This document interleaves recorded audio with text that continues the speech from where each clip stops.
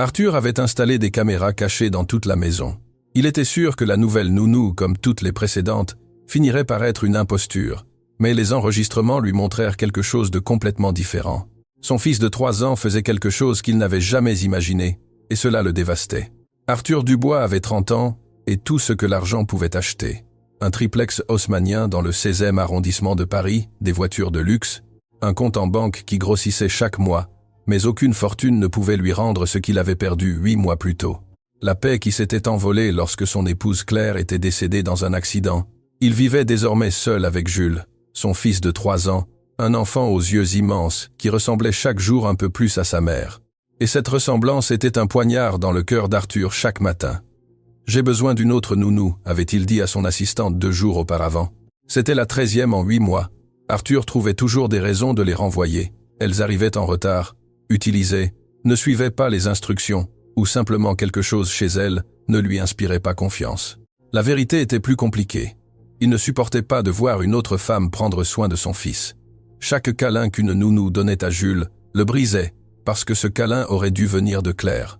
Mais Claire n'était plus là, et Jules avait besoin de quelqu'un. Ce lundi matin, Arthur descendit les escaliers en ajustant sa cravate. Le silence le frappa comme toujours. Avant, il y avait des rires, de la musique, de la vie. Maintenant, juste des échos. Monsieur Dubois. Monique, la femme de ménage, apparut en s'essuyant les mains. Jules a déjà pris son petit déjeuner. Il est dans sa chambre en train de jouer. Plus seul, Arthur fronça les sourcils. Oui, monsieur, comme vous l'avez demandé. Pas de télévision, pas de tablette, juste ses jouets. Arthur hocha la tête, ignorant le petit nœud dans son estomac. C'était mieux ainsi. Jules devait apprendre l'indépendance tôt. Le monde n'était pas tendre avec les faibles. À quelle heure arrive la nouvelle nounou? À 10 heures, monsieur. Une certaine Camille Lambert. Arthur consulta sa montre. Il avait 40 minutes avant de partir au bureau. Assez de temps pour établir les règles. Dès le début, il monta à la chambre de Jules.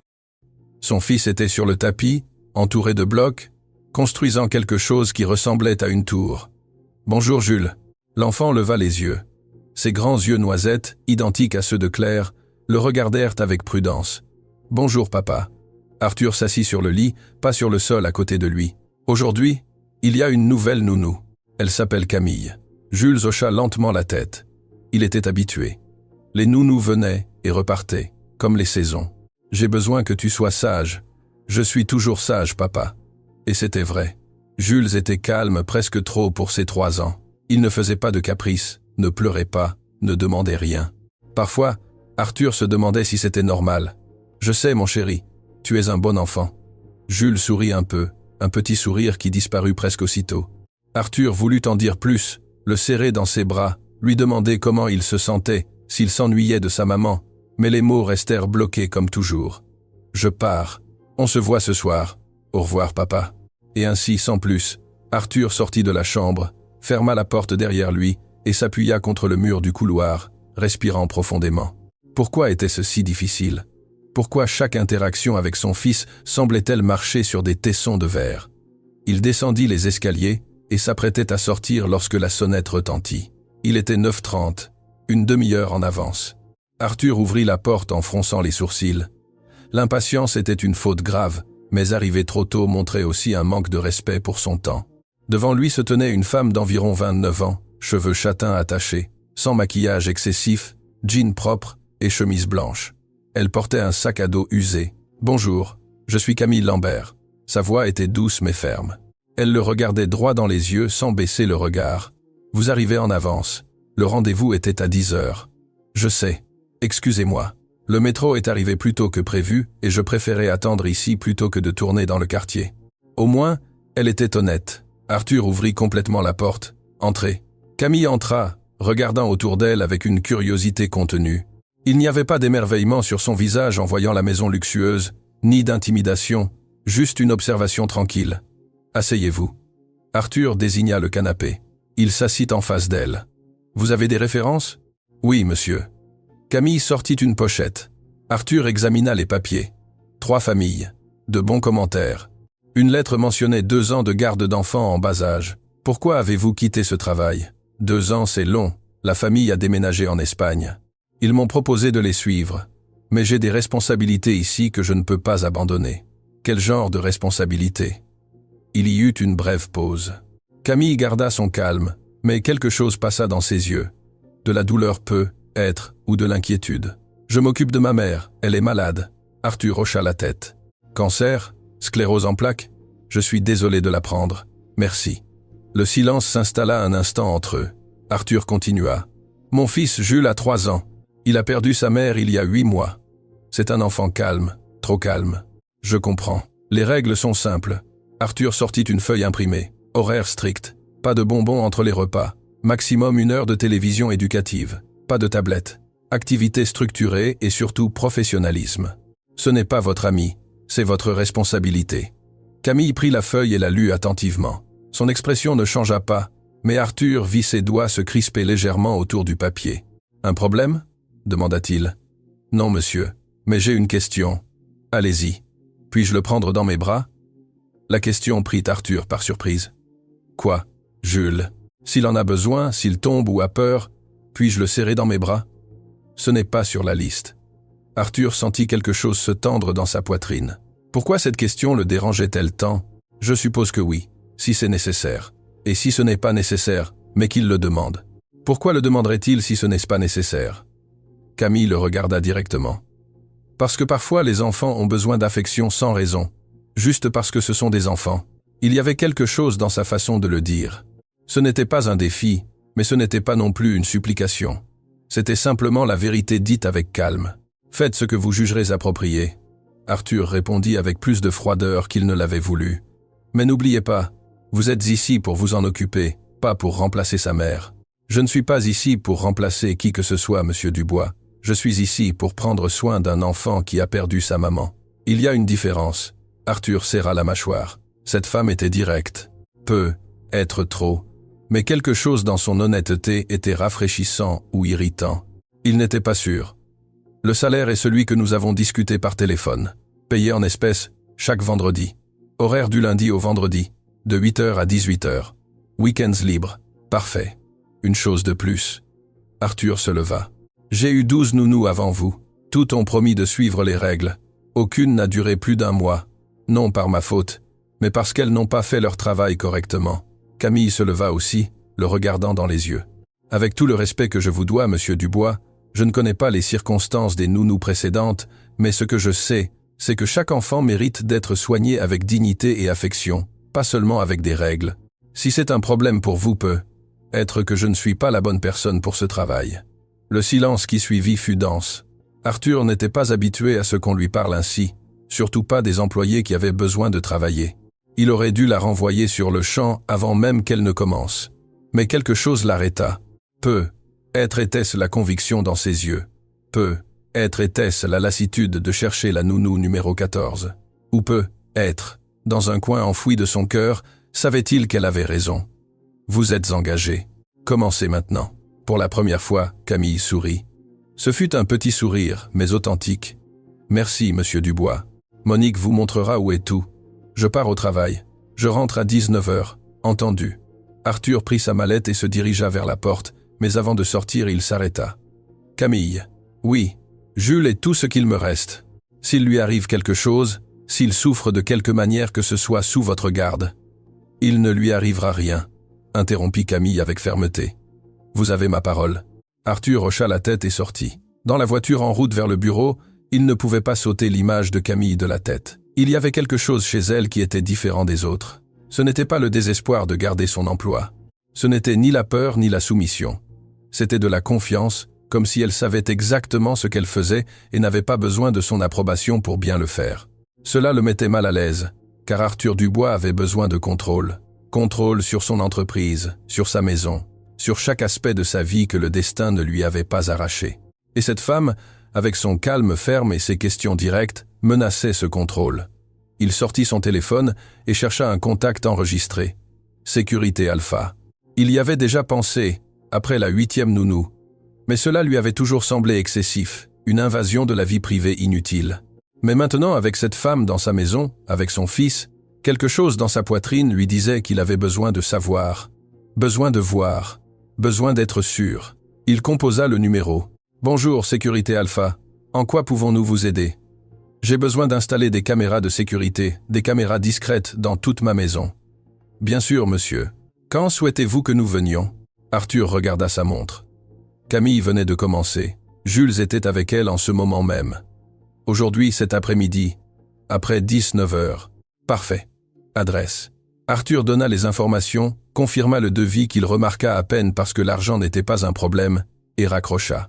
Il s'adossa au siège de sa voiture, regardant le trafic parisien avancer lentement devant lui.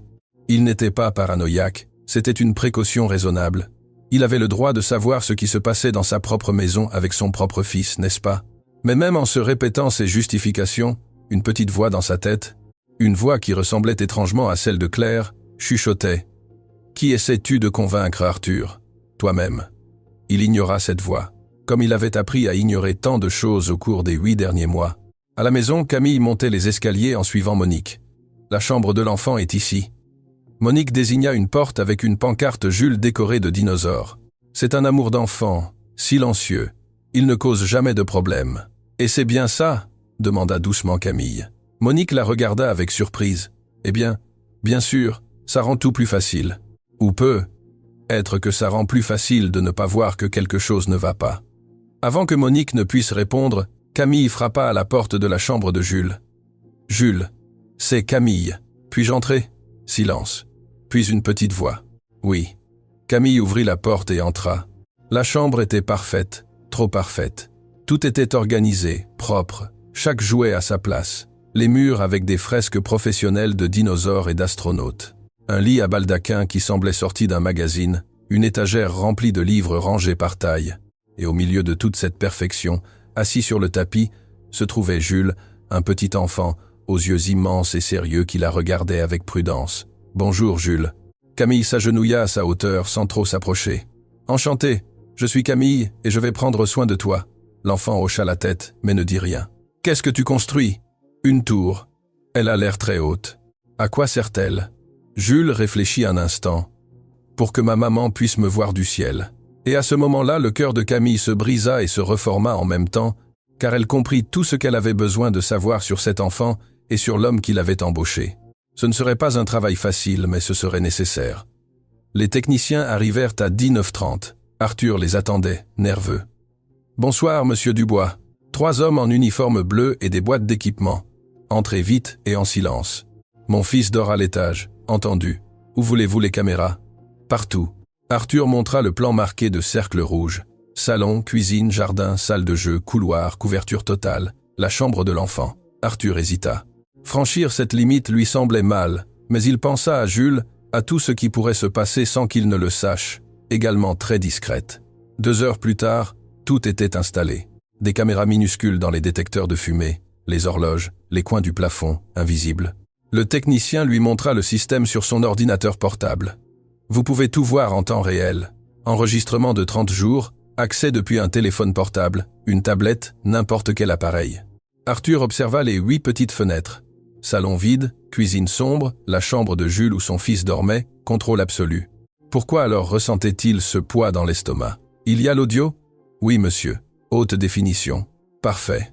Maintenant, il pourrait entendre chaque mot. Quand les techniciens partirent, Arthur resta à regarder les écrans. Il se servit un whisky. « C'est pour sa sécurité », dit-il à la pièce vide. Mais la voix de Claire chuchota. « Ou as-tu peur qu'elle fasse ce que tu ne peux pas ?» Il but le whisky et éteignit les lumières. Le lendemain matin, Arthur se réveilla à 6 heures. Il avait rêvé de Claire le regardant avec déception. Il descendit à la cuisine et ouvrit son ordinateur portable. Les 8 fenêtres apparurent. À 7h30, Camille sortit de sa chambre. Il la vit dans le couloir, pieds nus, en pantalon et t-shirt, cheveux ébouriffés, normale, humaine. 15 minutes plus tard, elle descendit, déjà habillée. Elle entra dans la cuisine et fut surprise de le voir. « Bonjour, monsieur Dubois. Je ne m'attendais pas à vous trouver ici. Du travail à revoir. » Silence pendant que Camille sortait les ingrédients. « À quelle heure Jules se réveille-t-il ?»« Entre 8 et 8h30. Je peux lui préparer le petit déjeuner pour établir une routine. » Arthur hocha la tête, l'observant se déplacer dans la cuisine, confiante mais respectueuse. « Je pars », annonça-t-il en fermant l'ordinateur portable. « Je rentre à 19h. » Dans la voiture, il ouvrit immédiatement l'application. Là, il vit Camille cuisiner, fredonner. Pendant la matinée, entre les réunions, il vérifiait les caméras toutes les 15 minutes, comme une addiction. À 8h20, il la vit monter. Il bascula sur la caméra de la chambre juste au moment où elle entrait. Jules était réveillé, serrant son dinosaure vert. « Bonjour Jules !»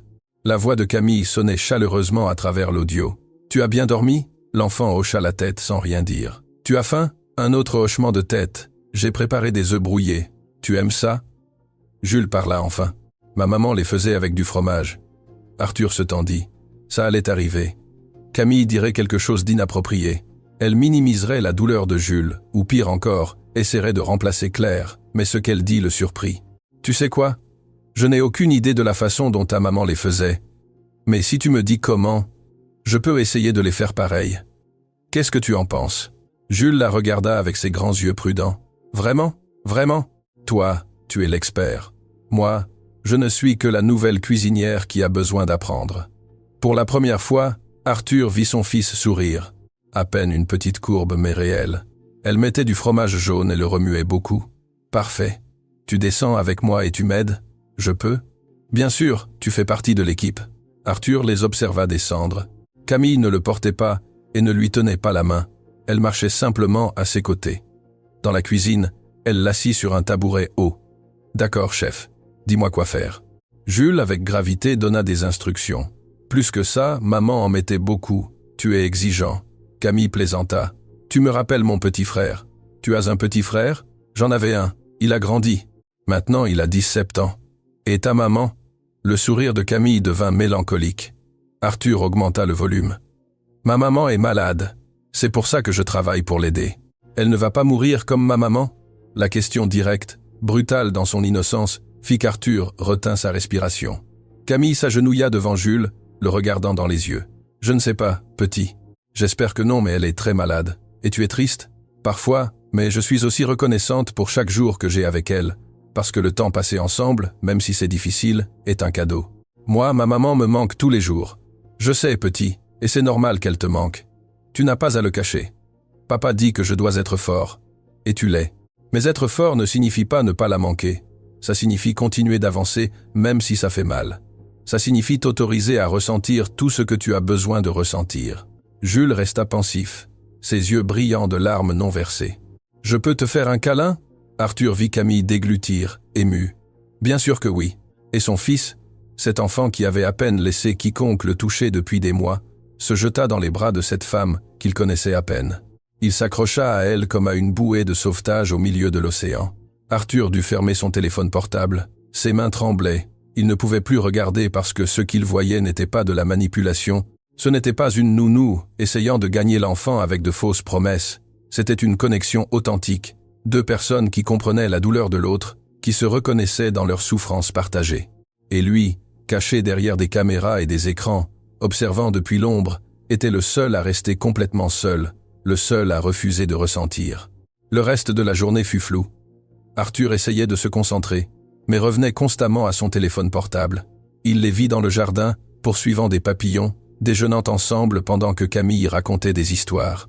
Pendant la sieste, elle lui lisait et resta avec lui caressant les cheveux jusqu'à ce qu'il s'endorme profondément. Chaque scène prouvait que Camille n'était pas le problème, c'était lui. À 18h, Arthur rentra. Il entendit des rires venant du salon. Il trouva Camille et Jules construisant une cabane en coussin. « Papa !» Jules courut vers lui avec enthousiasme. « Regarde, papa, c'est très grand, c'est un château. Je suis le roi et Camille est le dragon qui me protège. » Camille se leva. « Nous allons ranger avant le dîner, il n'y a pas de hâte. » « Tu veux entrer dans le château, papa ?» Jules le prit par la main. Une connexion physique qu'il n'avait pas eue depuis si longtemps qu'Arthur resta figé. « J'ai du travail à faire, » dit-il. La lumière dans les yeux de Jules s'éteignit un peu. « Oh, d'accord. » Et à ce moment-là, Arthur vit la déception. Pas de la colère, pas de caprice, juste la résignation tranquille d'un enfant habitué à ce que son père ne soit pas présent. « Peut-être plus tard, » tenta-t-il d'adoucir. « Oui, plus tard. » Mais tous deux savaient qu'il n'y aurait pas de plus tard. Arthur monta à son bureau et ferma la porte. Il ouvrit son ordinateur portable et les 8 fenêtres apparurent. En basse, il vit Camille s'agenouiller à côté de Jules. « Tu sais quoi ? Ton papa travaille très dur pour te donner tout ce dont tu as besoin. C'est aussi une forme d'amour. Mais je n'ai pas besoin de choses. J'ai juste besoin de lui. » Les mots furent comme un coup direct au cœur d'Arthur. « Je sais, petit, et je suis sûr qu'il a besoin de toi aussi. Parfois, les adultes ne savent pas comment le dire. » Tu crois que mon papa m'aime? J'en suis absolument certaine. Comment tu le sais? Par la façon dont il te regarde quand il pense que tu ne le vois pas, comme si tu étais la chose la plus importante au monde. Arthur sentit les larmes lui piquer les yeux. C'était vrai ça. Camille l'avait remarqué parce qu'elle faisait attention. Cette nuit-là, après que Jules ait dîné et se soit couché, Arthur descendit prendre de l'eau. Il trouva Camille en train de faire la vaisselle. Monique peut le faire demain. Ça ne me dérange pas, ça me détend, ça m'aide à penser. Silence pendant qu'elle rinçait une assiette. L'eau qui coulait était le seul son dans la cuisine sombre. Il a passé une bonne journée, commenta Arthur, chaque mot semblant forcé. Jules, je l'ai vu différent, plus joyeux. Camille le regarda du coin de l'œil, s'essuyant les mains lentement. C'est un enfant merveilleux. Il avait juste besoin de la permission d'être à nouveau un enfant. Qu'est-ce que ça veut dire? Elle s'essuya complètement les mains et se tourna pour lui faire face. Il y avait quelque chose de ferme dans sa posture. Avec respect, monsieur Dubois, Jules a essayé d'être l'adulte fort que vous aviez besoin qu'il soit, mais il a 3 ans. Il a besoin de pouvoir être vulnérable, de jouer, de rire, de pleurer si nécessaire. Il a besoin de savoir que ce n'est pas grave de ne pas être bien tout le temps. Je ne lui ai pas demandé d'être fort. Être pas avec des mots. Mais les enfants lisent plus que ce que nous disons, ils lisent ce que nous sommes. Arthur serra le verre dans sa main. Vous ne savez pas de quoi vous parlez. Vous avez raison. Je ne sais rien de votre vie, de votre douleur, de ce que ça a été de perdre votre épouse. Mais je connais les enfants. Et je sais quand l'un porte un poids qui ne lui correspond pas. Elle avait fini. Camille soutint son regard un instant de plus, puis hocha la tête. Bonne nuit, monsieur Dubois.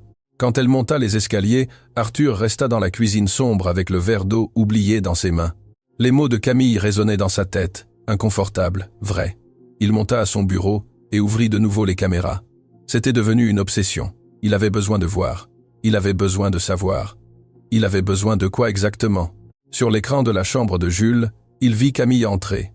Son fils était couché, mais réveillé. « Je n'arrive pas à dormir », entendit-il la petite voix. « Tu veux que je reste un petit peu ?»« Oui. » Camille s'assit sur la chaise près du lit. « À quoi tu penses ?» Silence. Puis, « Tu crois que ma maman peut me voir du ciel ?»« J'en suis sûr, absolument sûr. Et tu crois qu'elle est fière de moi? Pourquoi ne serait-elle pas fière? Tu es courageux, gentil, intelligent. Parce que parfois je fais des choses pas bien. Comme quoi?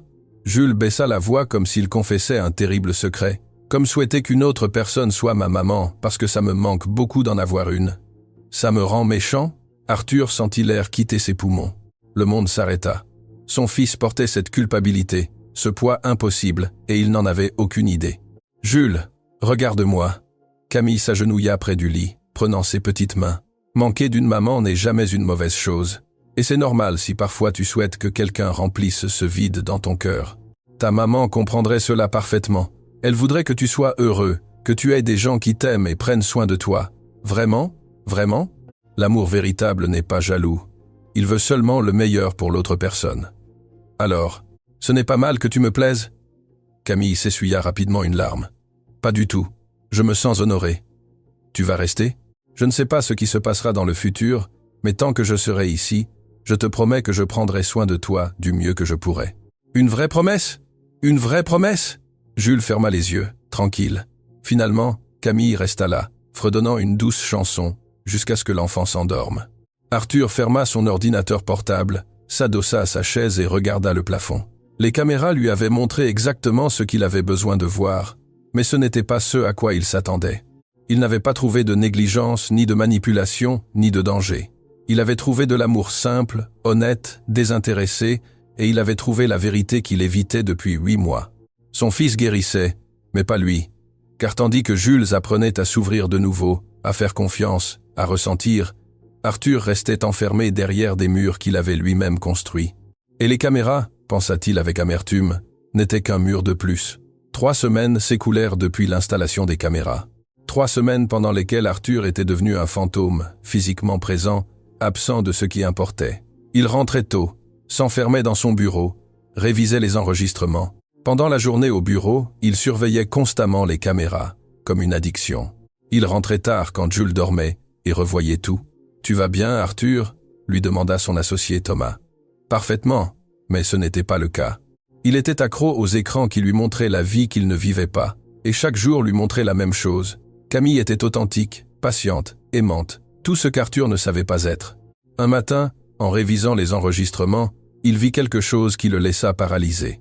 C'était la veille après-midi. Camille et Jules dessinaient à la craie dans le jardin. Son fils faisait des bonhommes allumettes, un homme grand, une femme, un petit enfant. « Qui sont-ils » demanda Camille. « Ma famille avant. » Arthur se pencha vers l'écran, augmentant le volume. « Ta maman, ton papa et toi. » Camille observait le dessin. « Oui, mais maintenant non. Maintenant, commencez. » Jules prit une autre craie, dessina l'enfant seul dans un coin, l'homme grand dans l'autre coin, et entre eux un espace vide énorme. « Comme ça, » dit-il simplement. Le cœur d'Arthur se brisa. « Pourquoi sont-ils si loin » demanda doucement Camille. « Parce que papa ne veut pas être prêt. Je crois que je lui rappelle maman, et ça le rend triste. » « Il t'a dit ça ?»« Non, mais je sais parce que quand il me regarde, ses yeux deviennent tristes, et puis il s'en va. » Camille s'assit par terre à côté de lui. « Tu sais ce que je crois, moi ? Quoi ? Je crois que ton papa t'aime énormément, tellement qu'il a peur. Peur de quoi ? Peur de te perdre comme il a perdu ta maman. Parfois, quand les gens ont très peur, ils s'éloignent de ce qu'ils aiment le plus. Non pas parce qu'ils s'en fichent, mais parce qu'ils y tiennent trop. » Jules y réfléchit. « Mais ça n'a pas de sens. S'il m'aime, pourquoi n'est-il pas avec moi ? Parce que la peur n'a pas toujours de sens, petit. La peur nous fait faire des choses qui blessent, même quand on ne veut pas blesser. Toi, tu as peur tout le temps. De quoi ? De perdre ma maman, de ne pas être suffisant pour toi, d'échouer. Mais tu n'échoues pas, tu es la meilleure. » Camille sourit, les yeux brillants. « Merci Jules, ça signifie beaucoup. » « Camille ? Oui. Tu crois qu'un jour mon papa arrêtera d'avoir peur ? J'espère que oui, parce qu'il mérite d'être heureux. Et toi ?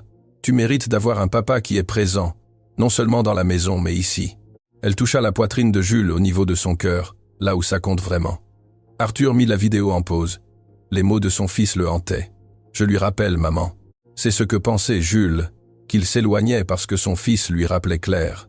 Oui, Jules lui rappelait Claire, mais il s'éloignait parce qu'à chaque fois qu'il regardait son fils, il voyait son propre échec, sa peur d'aimer et de tout perdre à nouveau. Il ferma son ordinateur portable et descendit à la cuisine. Il était 6 heures du matin. Mais il entendit un cri de l'étage. Il monta en courant. Cela venait de la chambre de Jules. Il ouvrit brusquement la porte et trouva son fils assis sur le lit en pleurs, les draps en désordre. Cauchemar. Jules. L'enfant le regarda avec des yeux immenses, remplis de terreur. Papa. Pour la première fois depuis des mois, Arthur ne réfléchit pas, ne calcula pas, ne s'éloigna pas. Il traversa simplement la pièce et serra son fils dans ses bras. Jules s'accrocha à lui comme si c'était la dernière personne au monde, sanglotant contre sa poitrine. « Je suis là. Je suis là, mon chéri. J'ai fait un rêve horrible. J'ai rêvé que toi aussi tu partais, que tu me laissais seul. Je ne partirai pas, je te le promets. Vraiment, vraiment. » Il entendit des pas. Camille apparut à la porte, inquiète. « J'ai entendu des cris. Ça va, cauchemar. » Camille hocha la tête. Il y avait quelque chose dans son regard. Compréhension, espoir. « Vous avez besoin de quelque chose ?» Arthur tint son fils jusqu'à ce qu'il s'endorme. Quand il le coucha, il semblait si petit, 3 ans, et tant de choses perdues. « Je suis désolé, » murmura Arthur en caressant les cheveux de Jules. « Désolé de ne pas avoir été là. Désolé d'avoir eu si peur. » Il sortit de la chambre et trouva Camille dans le couloir. Elle était appuyée contre le mur, attendant. « Merci, » dit Arthur. « Pourquoi ? De ne pas être entré, de nous avoir laissé ce moment. Ce n'était pas ma place. C'était la vôtre. » Silence entre eux, différent cette fois, moins tendu. « Puis-je vous demander quelque chose ?» Camille parla enfin. « Allez-y. Pourquoi engagez-vous des nounous si vous allez les tenir à distance ? Pourquoi n'êtes-vous pas simplement avec lui ?» Arthur sentit la défensive monter, mais il la ravala. Cette femme méritait l'honnêteté. « Parce que je ne sais pas comment.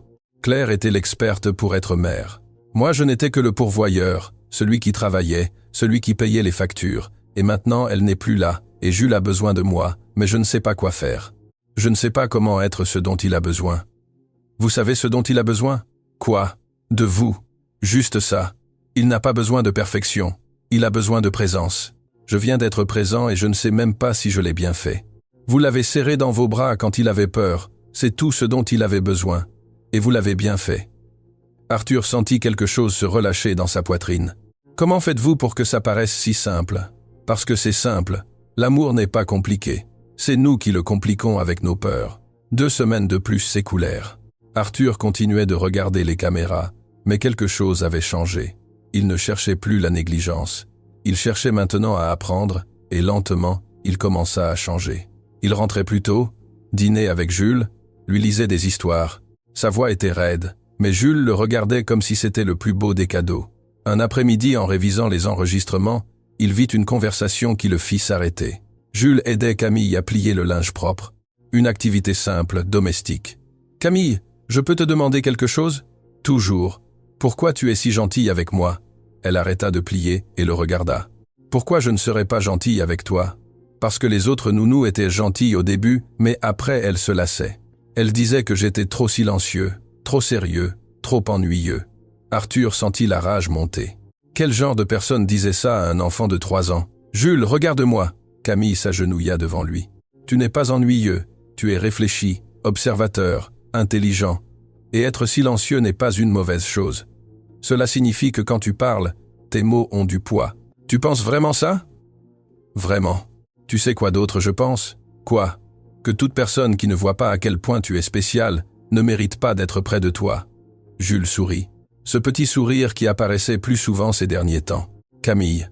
Oui, je t'aime. » Arthur vit Camille rester immobile, ses yeux se remplirent de larmes qu'elle essayait de retenir. « Moi aussi je t'aime, petit, énormément. » Et puis Jules posa une question, qui fit que le monde d'Arthur s'arrêta. « Tu peux être ma nouvelle maman ?» Le silence dans l'enregistrement fut assourdissant. Camille ferma les yeux, respirant profondément. Quand elle les ouvrit, il y avait de la douleur et de l'amour mêlés dans son expression. « Jules, mon amour, je ne peux pas être ta maman. Personne ne peut remplacer ta maman. Elle était unique et spéciale, et elle sera toujours ta maman. Mais elle n'est pas là. Je sais et c'est très difficile, mais je peux être quelqu'un qui t'aime beaucoup, quelqu'un qui prend soin de toi, quelqu'un qui sera toujours là pour toi, tant que je le pourrai. Ça va ?» Jules réfléchit un instant. « Et si je t'appelle comme je disais à ma grand-mère, tante Camille ?» Camille sourit à travers les larmes. « Tante Camille, j'adore. Alors, tu es ma tante Camille, et tu m'aimes? Je t'aime de tout mon cœur. » Arthur mit la vidéo en pause. Son téléphone portable vibra. Message de son assistante concernant une réunion urgente, il l'ignora. Pour la première fois depuis des semaines, il éteignit complètement son téléphone portable. Il ferma son ordinateur portable et descendit les escaliers. C'était un vendredi après-midi. Il entendit des rires dans le jardin. Il sortit et trouva Camille poussant Jules sur la balançoire. « Plus haut, tante Camille, plus haut. Tu es sûr? » « Oui. » Arthur s'approcha. Tous deux le virent et les rires s'arrêtèrent comme si sa présence éteignait automatiquement la joie. Cela fit plus mal qu'il ne l'espérait. « Puis-je, Arthur ?» Il désigna la balançoire. Jules le regarda confus. « Tu peux quoi? Te pousser ?» Le visage de son fils s'illumina. « Vraiment? Vraiment ?» Camille s'écarta, lui laissant de l'espace. Elle lui adressa un sourire d'encouragement avant de se retirer discrètement vers la maison. Arthur se tint derrière la balançoire. Ses mains tremblaient légèrement, quelque chose d'aussi simple, quelque chose que des milliers de parents faisaient tous les jours et pour lui, cela ressemblait à l'escalade d'une montagne. Il poussa doucement. « Plus fort, papa !»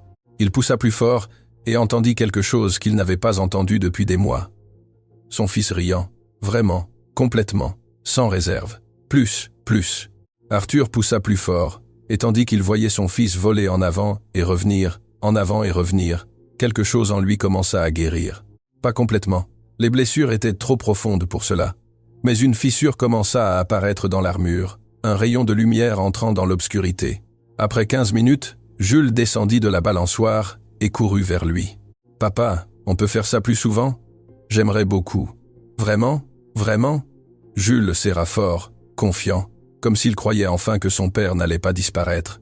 Cette nuit-là, après avoir couché Jules, Arthur resta à le regarder dormir. Son fils semblait en paix. Il sentit une présence. « C'est un bon enfant. Il l'est. Grâce à vous. » « Non, grâce à lui. Les enfants ont juste besoin d'espace pour guérir. » Arthur se retourna. « Je dois avouer quelque chose. J'ai installé des caméras dans toute la maison. Je vous surveille depuis le premier jour. » Il s'attendit à l'explosion, à la colère. Mais Camille hocha simplement la tête. « Je sais. Vous savez, j'en ai trouvé une le 2e jour. Le détecteur de fumée dans la cuisine a une toute petite lumière qui clignote. J'ai cherché et j'en ai trouvé d'autres. » Arthur resta sans voix. « Et vous n'avez rien dit ?» Non, parce que j'ai compris qu'il ne s'agissait pas de moi. Il s'agissait de vous qui essayez de garder le contrôle sur quelque chose alors que tout le reste vous échappait. Je devrais être furieuse, probablement. Mais je sais aussi ce qu'est la peur, et je reconnais quelqu'un qui se noie dedans. Pourquoi êtes-vous resté en sachant que je vous surveillais?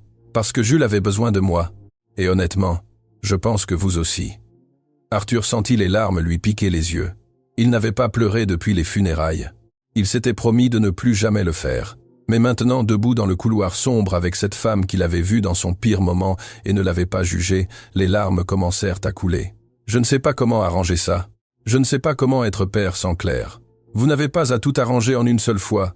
Vous avez juste à être présent, un jour à la fois, un moment à la fois. Et si ce n'est pas suffisant, ce sera suffisant parce que c'est réel et c'est tout ce dont Jules a besoin. La confession sur les caméras changea quelque chose entre Arthur et Camille. Ce n'était pas exactement de la confiance. C'était une compréhension mutuelle, une reconnaissance que tous deux menaient leur propre bataille, tout en essayant de donner à Jules ce dont il avait besoin. Le samedi matin, Arthur prit une décision qui l'effrayait et le libérait en même temps. Il appela la compagnie de sécurité. « J'ai besoin que vous retiriez toutes les caméras. »« Toutes, monsieur Dubois? Vous êtes sûr? »« Absolument sûr. »« Y a-t-il un problème avec le système? »« Non, le problème c'est moi. » Silence de l'autre côté de la ligne. « Entendu. Nous enverrons une équipe cet après-midi. » Quand il raccrocha, il sentit le poids du téléphone dans sa main. Cet appareil qui avait été sa fenêtre sur une vie qu'il refusait de vivre réellement. Il ouvrit l'application des caméras une dernière fois. 8 fenêtres montrant sa maison vide. Le salon en silence, la cuisine rangée, le jardin sous le soleil matinal, la chambre de Jules avec le lit parfaitement fait par Monique, et il réalisa. Les caméras ne montraient que des espaces vides, elles ne montrèrent pas l'amour, elles ne montrèrent pas la connexion, seulement des absences. Il ferma l'application, la supprima de son téléphone et respira. Les techniciens arrivèrent à 15 heures. Arthur supervisa le retrait de chaque caméra, le faux détecteur de fumée dans la cuisine, l'horloge dans le salon, les petites lentilles cachées dans les coins. Quand ils eurent fini, la maison sembla différente, plus légère, comme si elle avait retenu sa respiration pendant des semaines et pouvait enfin expirer. Camille observait depuis l'escalier. Elle ne dit rien, mais ses yeux disaient tout. Cette nuit-là, Arthur fit quelque chose qu'il n'avait pas fait depuis 8 mois. Il décida de rester à la maison tout le week-end, sans travail, sans excuses. Et Camille, bien sûr, même si c'était techniquement ses jours de congé, elle resta. Au cas où vous auriez besoin de quelque chose, avait-elle dit. Mais tous deux savaient qu'elle restait parce que cette famille brisée avait besoin d'elle et que peut-être elle aussi avait besoin d'eux. Le dimanche matin, Jules descendit les escaliers avec son dinosaure en peluche sous le bras. « Papa, tu ne vas pas travailler ?»« Non, champion, aujourd'hui, je reste avec toi. » Les yeux de Jules s'illuminèrent d'une espérance prudente, comme s'il n'osait pas y croire complètement. « Vraiment, vraiment? Qu'est-ce que tu veux faire ?» Jules réfléchit très sérieusement, comme si c'était la question la plus importante du monde. Finalement, il dit « On peut aller au parc ?» Celui avec les canards. Arthur sentit un coup dans la poitrine. Ce parc, celui qu'il visitait avec Claire et Jules, chaque dimanche avant l'accident, celui qu'il avait évité religieusement pendant 8 mois, parce que chaque banc, chaque arbre, chaque chemin était saturé de souvenirs. Bien sûr, allons au parc. Ils partirent tous les trois. Arthur conduisait, Camille sur le siège passager, Jules à l'arrière dans son siège auto, fredonnant une chanson inventée. Quand ils arrivèrent, Arthur resta assis dans la voiture un instant, les mains sur le volant, respirant. « Ça va ?» demanda doucement Camille. C'était notre endroit, celui de Claire et le mien. Nous venions ici quand nous étions amoureux, et ensuite avec Jules. Voulez-vous que nous allions ailleurs ? Arthur regarda dans le rétroviseur. Jules détachait déjà sa ceinture, excité, regardant le lac où nageaient les canards. Non, il est temps de revenir. Ils descendirent de la voiture. Jules courut immédiatement vers le lac, s'arrêtant juste au bord, comme Claire lui avait appris. Ne traverse jamais la ligne de pierre sans un adulte. Arthur et Camille marchèrent derrière lui. « Regarde, papa, il y a des bébés canards. » Et il le savait. Une maman cane suivie de 5 petits canetons nageant en file parfaite. Ils sont magnifiques. Arthur s'agenouilla à côté de son fils. « On peut leur donner à manger ? Je n'ai pas apporté de pain. » Le visage de Jules s'attrista un peu. Maman apportait toujours du pain. Avant, Arthur aurait rapidement changé de sujet, aurait détourné la conversation. Mais maintenant, il respira profondément et dit « Tu as raison. Ta maman n'oubliait jamais le pain pour les canards. Elle était plus organisée que moi. Elle te manque? Tous les jours. Alors, pourquoi on ne parle pas d'elle? La question directe, honnête, brisa quelque chose en Arthur, parce que ça me faisait trop mal, et je pensais que si je n'en parlais pas, ça ferait moins mal. Mais je me suis trompé. On peut parler d'elle maintenant? Oui, on peut parler d'elle quand tu veux. Jules resta à regarder les canards un instant. Puis il demanda « Tu te souviens quand maman est tombée dans le lac ?» Arthur rit. Un rire vrai qui le surprit lui-même. Comment l'oublier? Elle essayait d'attraper ta balle, et elle a glissé complètement, et est ressortie toute mouillée et riant. Ta maman riait toujours d'elle-même. Moi aussi, je m'en souviens. Jules sourit. Même si tu étais très petit, tu avais 2 ans, mais ta maman racontait cette histoire tout le temps. Ils passèrent l'heure suivante à se promener dans le parc. Arthur raconta des histoires sur Claire. Certaines, Jules s'en souvenait vaguement, d'autres étaient nouvelles pour lui. Et avec chaque histoire, quelque chose en Arthur commença à se libérer. La douleur était toujours là. Elle le serait probablement toujours. Mais ce n'était plus une douleur qui le paralysait. C'était une douleur qui circulait, qui respirait, qui coexistait avec les bons souvenirs sans les dévorer. Camille marchait quelques pas derrière, leur laissant de l'espace, mais toujours présente. Arthur la regarda un instant et elle lui sourit, un petit sourire qui disait « Vous faites bien les choses ». Quand ils rentrèrent à la maison, Jules était épuisé, mais heureux. Il s'endormit dans la voiture en serrant son dinosaure. Ce fut une bonne journée, commenta Camille, tandis qu'Arthur portait Jules pour le monter dans sa chambre. Ce fut comme respirer après avoir été sous l'eau. C'est une bonne description. Après avoir couché Jules, Arthur descendit et trouva Camille dans la cuisine en train de préparer du café. « Je vous sers une tasse, s'il vous plaît. » Ils s'assirent à la table de la cuisine. Le silence entre eux n'était plus inconfortable, c'était une compagnie tranquille. « Je dois vous poser une question. » Arthur rompit le silence finalement. « Allez-y. Pourquoi faites-vous ça? Pourquoi restez-vous? Ce n'est pas seulement le travail. Vous pourriez trouver un autre emploi, un où le patron ne vous espionne pas et ne vous interroge pas constamment. » Camille but son café lentement avant de répondre. « Vous voulez la réponse simple ou la vraie? » La vraie. Parce que je vois en Jules quelque chose de moi quand j'étais enfant. Ce sentiment de perte, de ne pas trouver sa place dans le monde sans la personne qui vous faisait vous sentir en sécurité. Elle fit une pause. Mon père est décédé quand j'avais 4 ans, et ma mère a dû faire 3 boulots pour nous élever. Elle était là physiquement, mais émotionnellement elle était absente parce que la douleur la consumait et ça l'a aidé à me comprendre. Ça m'a aidé à comprendre que les adultes aussi se brisent, et qu'ils ont parfois besoin de temps pour apprendre à se reconstruire. Et votre maman s'est reconstruite? L'expression de Camille s'assombrit, éventuellement, mais ça lui a pris des années, et quand elle a été prête à être présente, j'avais déjà grandi. Nous avons perdu ces années. Je ne veux pas que vous et Jules perdiez les vôtres. Arthur sentit quelque chose de profond dans ces mots. Je suis désolé. Pour votre maman, pour vous. Merci. Mais cela m'a aussi appris quelque chose d'important. Il n'est jamais trop tard pour recommencer. Ma mère et moi nous sommes reconnectés quand j'avais 17 ans, et maintenant, même avec sa maladie, nous avons une belle relation, différente de ce qu'elle aurait pu être, mais réelle. Combien de temps il lui reste? Camille regarda sa tasse. Les médecins disaient 6 mois, il y a 8 mois. Je suis désolé, moi aussi. Mais je suis reconnaissante pour chaque jour, et j'essaie de ne pas gaspiller le temps que nous avons. C'est pour ça que vous travaillez, pour payer son traitement. Principalement, les médicaments sont chers, et je veux qu'elle soit confortable. Vous avez de l'aide? Ou des membres de votre famille? Mon frère fait ce qu'il peut, mais il a 17 ans. Il est encore à l'école. Je ne veux pas qu'il porte ça.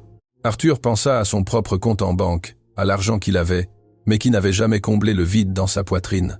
Si vous avez besoin de quoi que ce soit, d'une aide financière pour votre maman, vous n'avez qu'à demander. Camille leva les yeux, surprise. Je ne peux pas accepter ça. Pourquoi pas? Parce que je ne suis pas venu ici chercher la charité. Ce n'est pas de la charité, c'est de la gratitude pour ce que vous avez fait pour Jules, pour moi. Monsieur Dubois. Arthur, s'il vous plaît.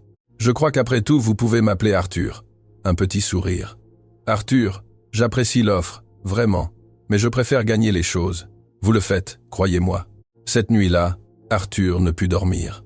Il monta à son bureau, et au lieu d'ouvrir son ordinateur portable pour vérifier des caméras qui n'existaient plus, il sortit une boîte de l'armoire.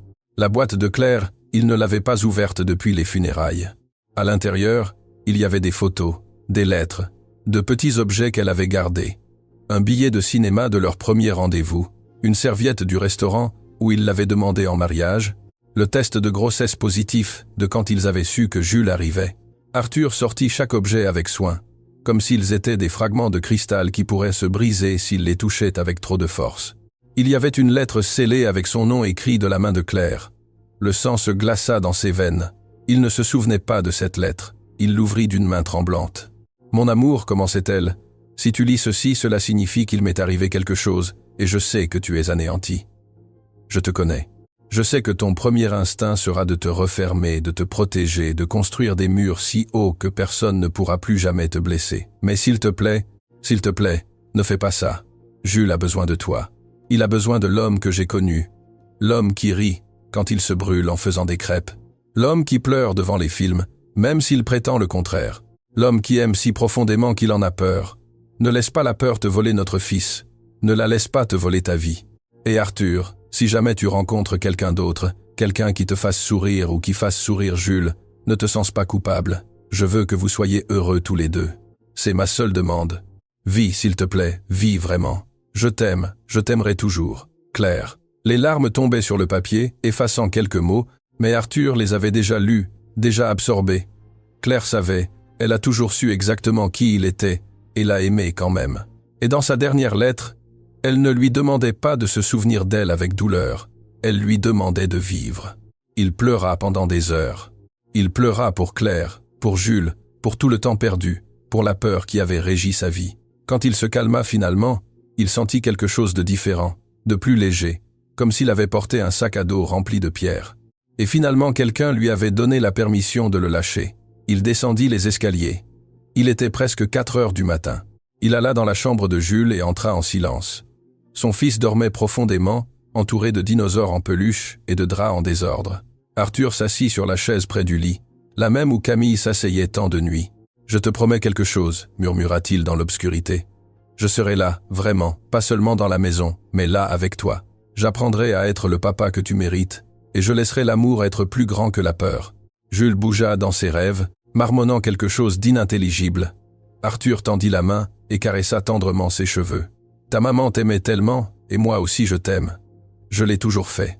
J'étais juste perdu, mais plus maintenant. » Le lendemain matin, Arthur se réveilla sur la chaise près du lit de Jules. Le soleil entrait par la fenêtre. Son cou était endolori par la position inconfortable. Mais Jules était réveillé, le regardant avec des yeux grands et surpris. « Papa, tu as dormi ici ?»« Oui. »« Pourquoi ?»« Parce que je voulais être près de toi. » Jules sourit.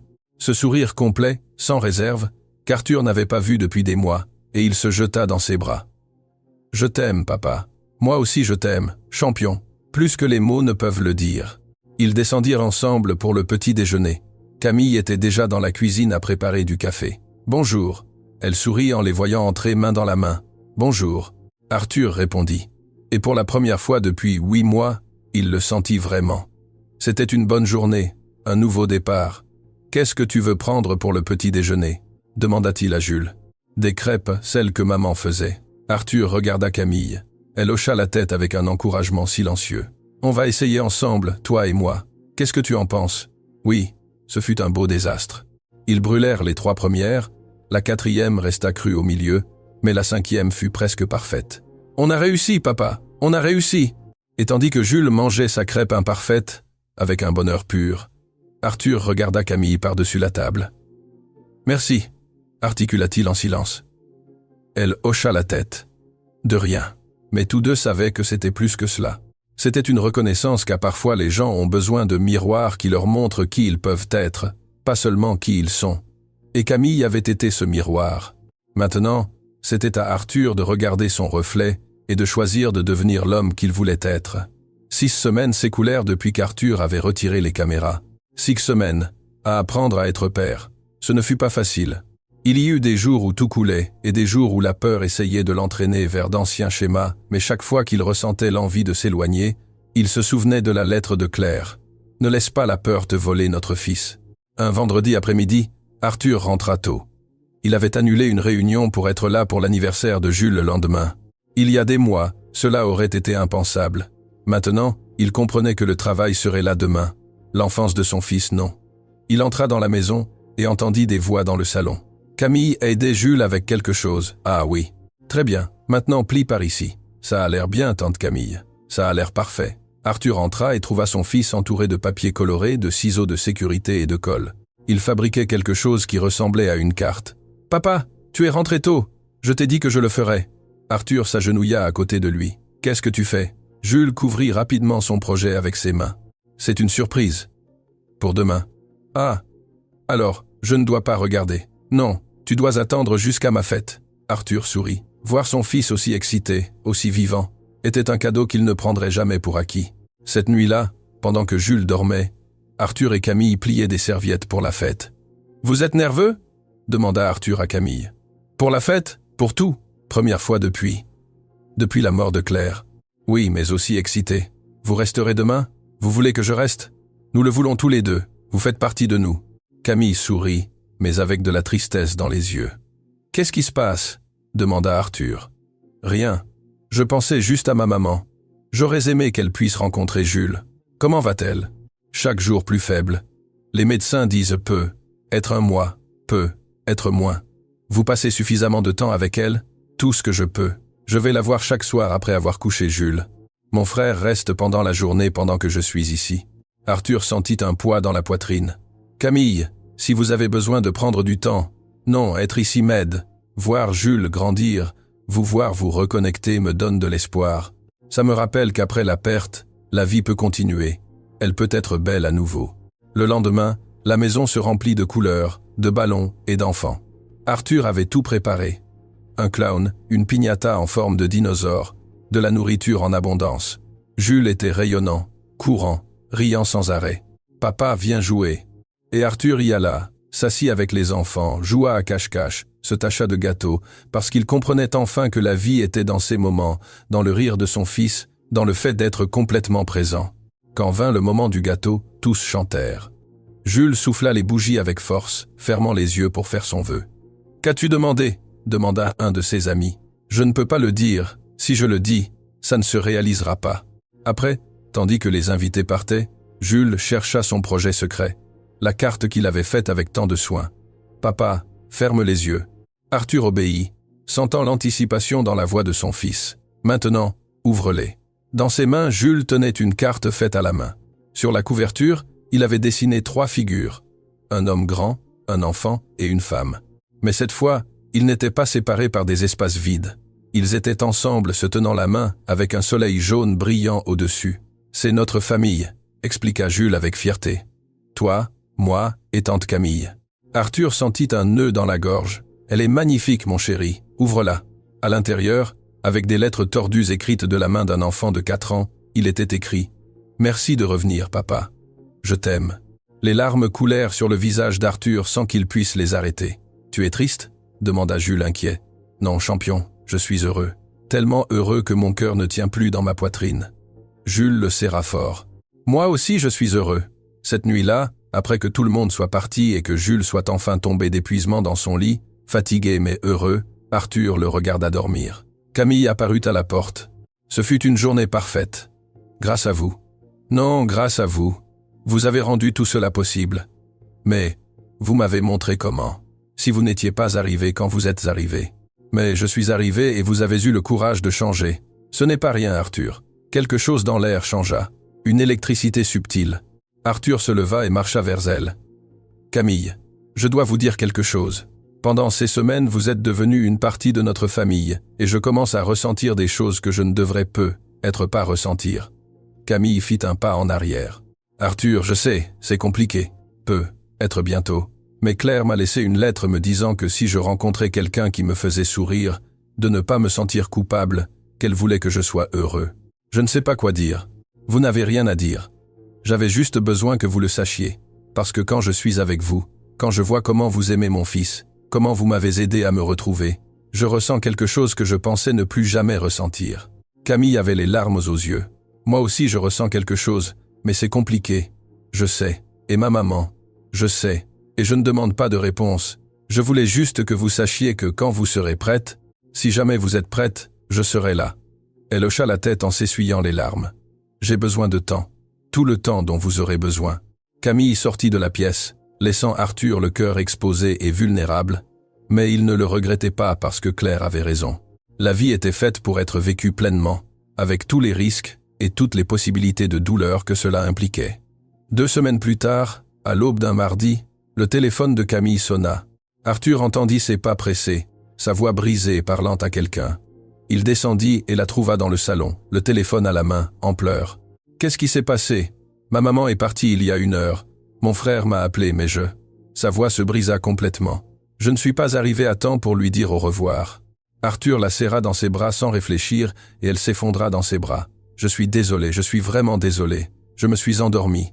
J'étais si fatigué et je me suis endormi. Et elle est morte seule. Elle n'était pas seule. Son frère était là. Et vous avez fait tout ce que vous pouviez. Vous étiez avec elle chaque nuit pendant des mois, mais pas à la fin. La fin n'est qu'un instant. Vous lui avez donné de l'amour pendant toute sa vie. C'est ça qui compte. » Ils restèrent ainsi longtemps, Camille pleurant, Arthur la serrant, lui offrant le même type de réconfort qu'elle avait donné à Jules tant de fois. Les jours suivants furent un tourbillon, les funérailles, les formalités, la douleur à vif. Le soir des funérailles, Camille rentra épuisée. « Comment allez-vous » Arthur lui servit du thé. Engourdi, triste, soulagé qu'elle ne souffre plus. « C'est normal. Comment avez-vous supporté ça quand Claire est morte ? Je ne l'ai pas supporté. J'ai fui, et j'ai failli perdre mon fils. Vous m'avez montré une autre voie. Je ne sais pas si je peux faire ça. Vous n'avez pas besoin de le savoir maintenant. Vous avez juste besoin de respirer, un moment à la fois. » Le lendemain, Camille lui dit qu'elle avait besoin de temps, qu'elle ne pouvait pas continuer à travailler tant qu'elle ne digérait pas tout cela. « Prenez tout le temps dont vous avez besoin, » répondit Arthur. « Votre travail sera là quand vous reviendrez. Et si je ne reviens pas ?» La question le frappa comme un coup de poing, mais il comprit. « Alors je comprendrai. Et je vous serai toujours reconnaissant pour ce que vous avez fait pour nous. » 3 semaines s'écoulèrent sans Camille. Arthur engagea une nounou temporaire, mais ce n'était pas la même chose. Jules demandait constamment « Quand est-ce que tante Camille revient ?»« Bientôt, j'espère. Alors nous devons l'attendre parce que nous aussi nous avons besoin d'elle. » Un après-midi, Arthur était dans son bureau quand quelque chose le poussa à vérifier l'ordinateur. Spécifiquement le dossier où il avait gardé ce seul clip des caméras, celui qu'il avait conservé avant de tout effacer. La conversation où Jules confessait se sentir coupable de la mort de Claire. Mais en ouvrant le dossier, il vit qu'il y avait un autre fichier, un qu'il ne se souvenait pas avoir sauvegardé. Il l'ouvrit. C'était de la première semaine de Camille, la caméra de la chambre de Jules. Son fils était seul, construisant des tours avec des blocs et parlait à quelqu'un qui n'était pas là physiquement, mais qui vivait dans son cœur. « Maman, aujourd'hui j'ai rencontré quelqu'un de nouveau. Elle s'appelle Camille. Elle est gentille, pas comme toi. Personne n'est comme toi, mais elle est gentille à sa manière. » Arthur sentit son cœur s'arrêter. Son fils avait parlé à Claire tout ce temps. « Papa est toujours triste, moi aussi. Mais tante Camille dit que c'est bien d'être triste, que je n'ai pas à le cacher, que les larmes sont comme la pluie, elles nettoient, et après le soleil revient. » Les larmes commencèrent à couler sur le visage d'Arthur. « Maman, c'est bien si je m'attache à elle. Tu me pardonnes? Je ne veux pas te remplacer. Je me sens juste moins seul quand elle est là. » Sur l'enregistrement, Jules construisit sa tour la plus haute. « Celle-ci est pour toi, maman, pour que tu puisses me voir du ciel, pour que tu saches que je me souviens de toi, que je me souviendrai toujours de toi. » Et puis avec une voix si petite qu'on l'entendait à peine. « Mais c'est bien aussi si je continue de vivre, n'est-ce pas? Parce que parfois j'ai peur d'être heureux comme si je te trahissais. » Arthur mit la vidéo en pause. Il ne pouvait plus regarder. Pas à travers les larmes qui embouaient sa vision. Son fils, son petit-fils, avait porté les mêmes culpabilités, les mêmes peurs que lui. Et Arthur avait été si perdu dans sa propre douleur qu'il ne l'avait pas vu. Jusqu'à ce que Camille arrive et leur montre à tous les deux qu'ils pouvaient guérir, qu'ils pouvaient continuer à aimer Claire tout en s'autorisant à vivre. Cette nuit-là, Arthur prit le téléphone et appela Camille. « Bonjour. » Elle répondit d'une voix fatiguée. « Bonjour, comment vas-tu ? Je survis. J'ai besoin de te montrer quelque chose. Peux-tu venir ? » « Arthur, je ne sais pas si je suis prête. S'il te plaît, c'est important. » 1 heure plus tard, Camille était dans son bureau. Arthur lui montra la vidéo. Elle pleura en la regardant.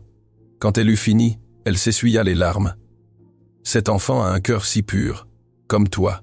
Vous m'avez tous les deux appris que l'amour n'est pas une trahison, que tu peux honorer le passé tout en embrassant le présent. Pourquoi m'as-tu montré ça ? Parce que j'ai besoin que tu saches quelque chose. Peu importe si tu décides de revenir ou non. Peu importe si notre relation devient quelque chose ou reste amicale. Ce qui importe, c'est que tu as sauvé ma famille, tu m'as sauvé moi. Et je veux que quand tu penses à ta maman, tu saches que son dernier cadeau a été de te donner la force de sauver d'autres personnes. » Camille sanglota. Elle aurait aimé rencontrer Jules. Je sais, mais son amour vit à travers toi, et à travers toi, il a touché nos vies de manière profonde. Ils restèrent en silence un instant, puis Camille demanda « Jules est réveillé ?»« Oui, il n'a pas bien dormi depuis que vous êtes partis. »« Je peux le voir ?»« Bien sûr. » Ils montèrent à la chambre de Jules. L'enfant était couché, serrant son dinosaure, regardant le plafond. « Jules !» Camille l'appela doucement. L'enfant tourna la tête, ses yeux s'illuminèrent. « Tante Camille !»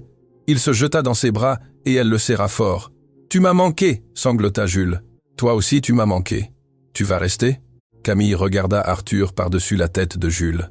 Il hocha la tête. Quoi qu'elle décide, il la soutiendrait. « Oui, dit-elle finalement, je vais rester. » 3 mois plus tard, c'était un dimanche tranquille. Arthur, Camille et Jules étaient au parc, le même où il allait avec Claire. Mais cette fois, c'était différent.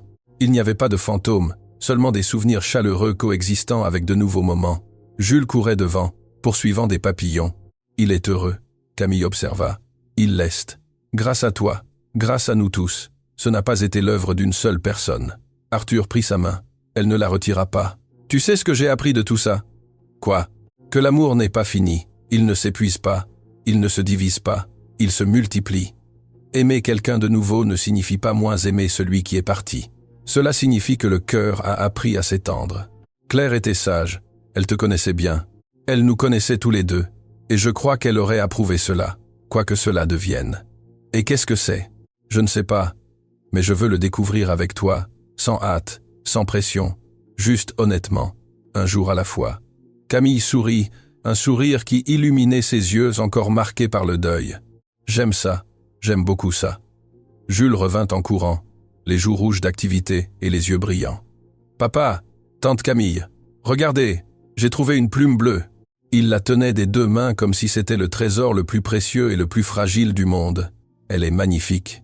Camille s'agenouilla pour la regarder de près. C'est de maman, dit Jules avec certitude. Elle me l'a envoyée pour me dire que ça va, qu'elle est heureuse que nous soyons heureux. Arthur sentit un nœud dans la gorge. Il ne savait pas si les plumes bleues venaient du ciel ou simplement du parc, mais il savait que son fils avait trouvé la paix et c'était tout ce qui importait. Tu as raison, dit-il en serrant Jules dans ses bras. Ta maman veut que nous soyons heureux, et nous le sommes. Nous sommes heureux. Arthur regarda son fils, regarda Camille, regarda le ciel bleu, et les nuages blancs, et les arbres verts. Il regarda la vie qu'il avait failli laisser passer. Oui, champion, nous sommes heureux. Et pour la première fois depuis la mort de Claire, c'était vrai. Pas un bonheur parfait, pas un bonheur sans douleur ni cicatrice, mais un bonheur réel construit sur l'honnêteté, la présence et le courage d'aimer sans garantie. Les caméras lui avaient montré la vérité. Mais la vérité n'était pas dans ce que Camille faisait ou ne faisait pas. La vérité était dans ce qu'il refusait de voir, que le plus grand amour n'est pas celui qui protège de la douleur, mais celui qui a le courage de la ressentir et de continuer d'avancer quand même.